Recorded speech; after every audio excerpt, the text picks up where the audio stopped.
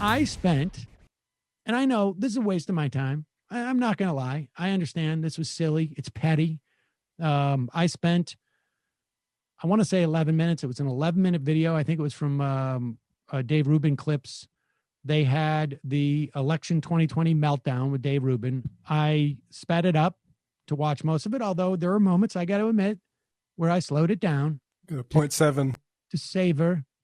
I was at 1.7. I just savor, Dave Rubin. Dave Rubin for months, apparently, and I missed some of this because he blocks me now.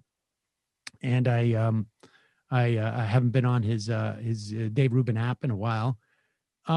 He was convinced that Donald Trump, and he said this in multiple venues, was going to garner 30% of the black vote in this country. And then throughout the day, on election day, he was convinced that Donald Trump had won. And then it's really sad to watch the subsequent days where he all of a sudden is like, wait, what's going on here? And et cetera, et cetera. Let's start with Dave Rubin on Thursday. How is Dave Rubin reacting to the realization that Donald Trump lost and that his predictions were completely wrong? And,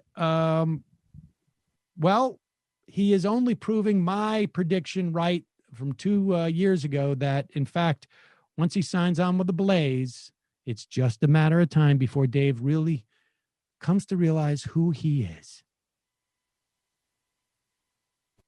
I would describe myself at this point as sort of like a new conservative, something like that. I think there's probably a couple buckets of what conservatives can be. And I have no problem if someone says, Dave, you're a conservative at this point. If anything, I like it because it's like, I can't really say I'm a liberal anymore, even though it may be technically true by the 1750 definition of classical liberalism. But you know how people understand the term now, and yeah. And I tried for years. I was always telling Steven Crowder, you got to stop saying the liberals. You got to talk about the lefties. Yeah. And Dennis Prager and a whole bunch of other people we know have been fighting this too. Right.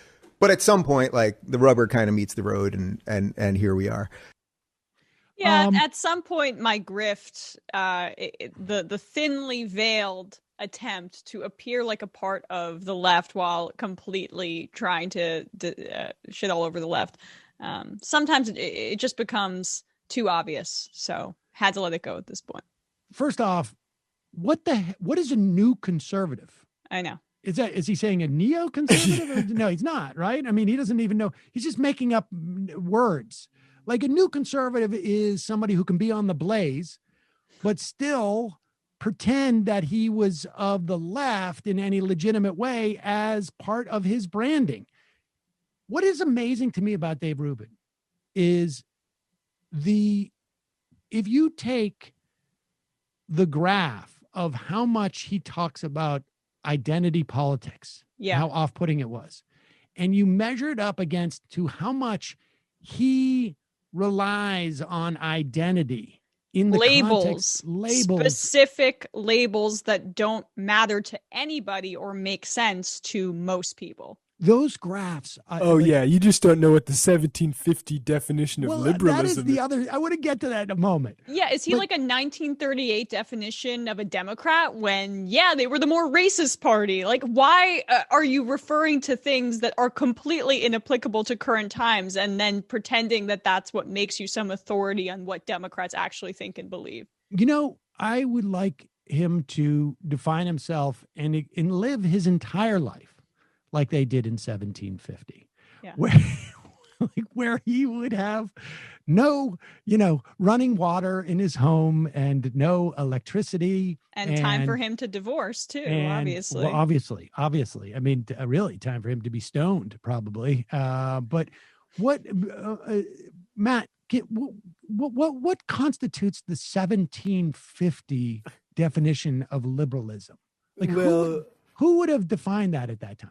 Obviously, Dave or I am thinking about Montesquieu because I have done all this reading about liberalism and I know exactly what I mean by the 1750 definition. So it was the Spirit of Law in 1748 published by Montesquieu. I misspoke. I should have said 1748, but honestly, it's going to be fascinating to see what happens to his career, in 3 years from now. I think he's going to have a little bit of a boon because he's going to be the, like Alan Combs, dined on that, and he was, Combs actually maintained his liberalism throughout, but I'm trying to figure out like where does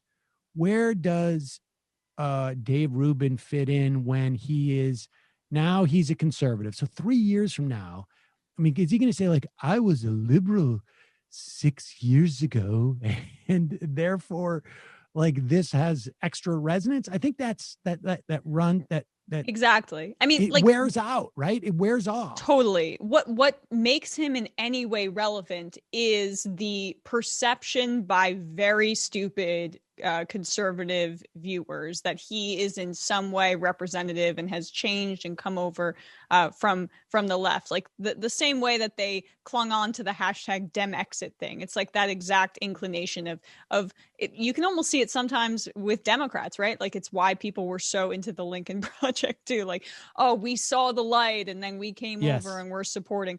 But the conversion narrative. Right.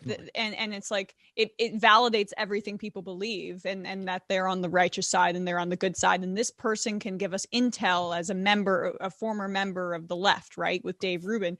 But now that he's fully transitioned to conservative, and I think even if you're really dumb, you recognize that he wasn't actually representative of what the left thinks. Like there is no way to go from here. He just has to be a standard conservative pundit, but he's not talented at that. That's the problem that he has, because he doesn't, Shapiro appeals to those like 17-year-olds and people who still have like a 17-year-old intellectual development, where it's like, I'm going to state something as if it's a logical formula and therefore it can be applied. And that is the that and 2 + 2 = 4, and that is it. Rubin doesn't have the faculties to even do that. He just sort of like, he's going to interview all of these figures, but it's not. No one's going to care, I think. I think it's going to take like two or 3 years. Maybe he'll just be a vessel for conservatives to come on, and he'll not push back on them at all. Like maybe his show and its platform will be just primarily a way for far right people to come on and say what they think, and he'll just nod and agree and give them some sort of warm body. That's what he's been doing, but now he's not going to have the veneer of it being like, I'm like a lefty and finding some of this actually makes sense about this whole IQ thing. It's just weird. Like I feel like we should retire the word liberal and liberalism altogether, because it means so many different things at this point in time and nobody knows what they are. Right? Like the Enlightenment era philosophy of liberalism, which Dave Rubin is so quick to claim, or maybe not anymore, as his tradition, underpins both modern conservatism and what we think of as liberalism or progressivism. Right. It means so many different things. Like, I feel like it should just be retired. And that's the point, though, of it, too. Just quickly, like, that's why he wants to appear as fungible as possible to his right-wing donors, basically.